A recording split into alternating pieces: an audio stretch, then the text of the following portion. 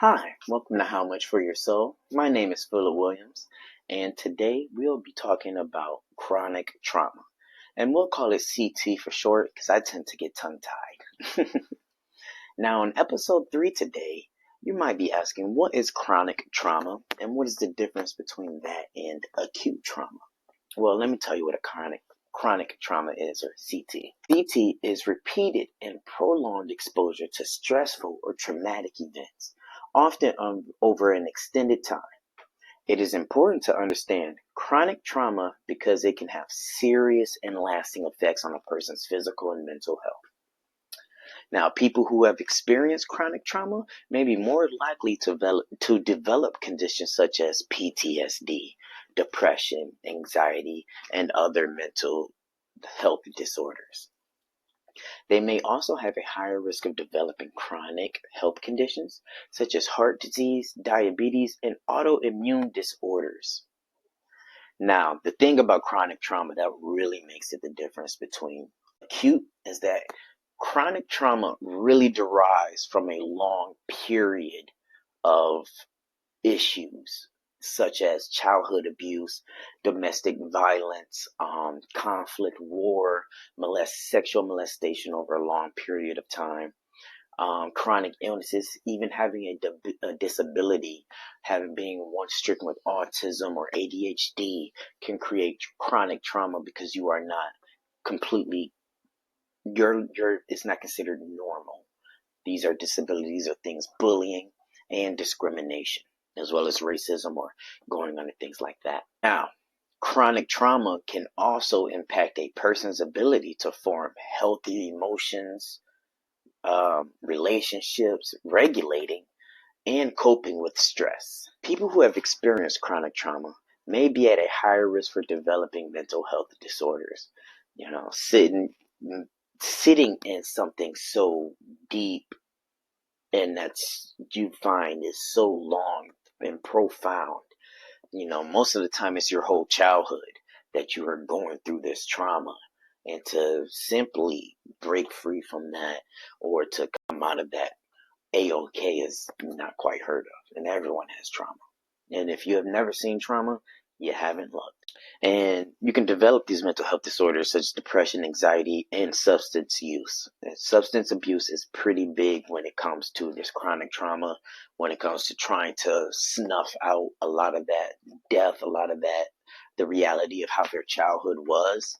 And so it's very detrimental. And it's really hard to break through and talk to people who have chronic trauma, because it is considered essentially their life. Something that they grew up with. It's very hard to tell people this is the reality and this is what you're living with, and to cope with that when their reality has been completely shifted and different from their trauma. Chronic trauma can also have physical health effects such as increased risk of heart disease, diabetes, and other chronic conditions. Usually the situation you put you in is which stays in. You get high blood pressure if you're in a situation where your family yells a lot of arguments, a lot of high voice, what I would call a hostile family home. Those who yell, always argumentative, very quick to temperamentals and triggers. Things like that can always raise your high blood pressure and keep you're always in a hyper arousal mode, which is always sensitive to their surrounding areas around you and really trying to figure out how to adjust or balance a hostile environment. And that comes with a lot of child abuse, that comes with domestic, that even comes from just watching your parents have conflicts, and that can be very influential in a child's mind and way set. These emotions that they come with and how you cope and deal with this becomes something that is a norm for them, but it is not normal.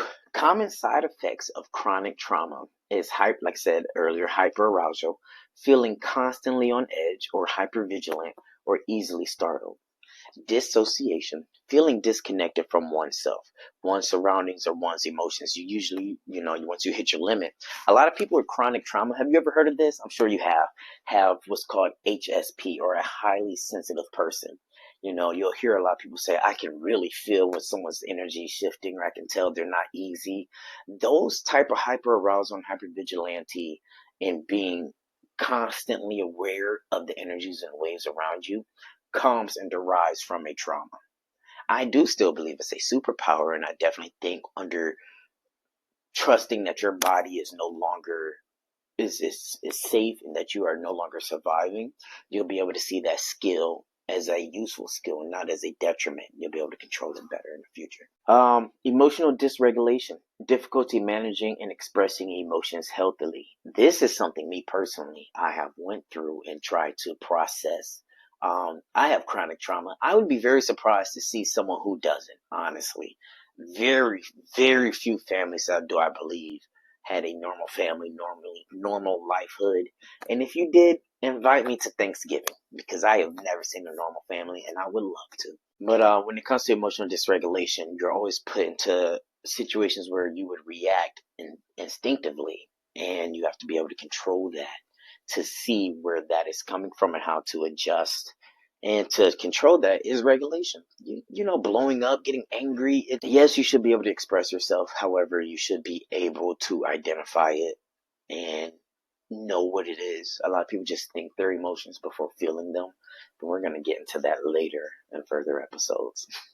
I'm a fan of that one. Next is avoidance behaviors, avoiding people, places, or situations that trigger memories of past trauma.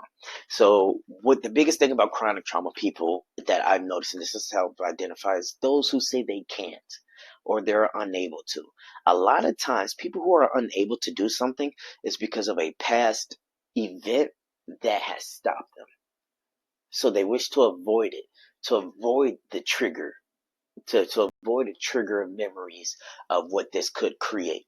And it couldn't even be the exact trigger memory, but it could be the emotional ideal. And when I say emotional ideal, is the thought of feeling fear. And that's why is the thought of feeling that you will fail.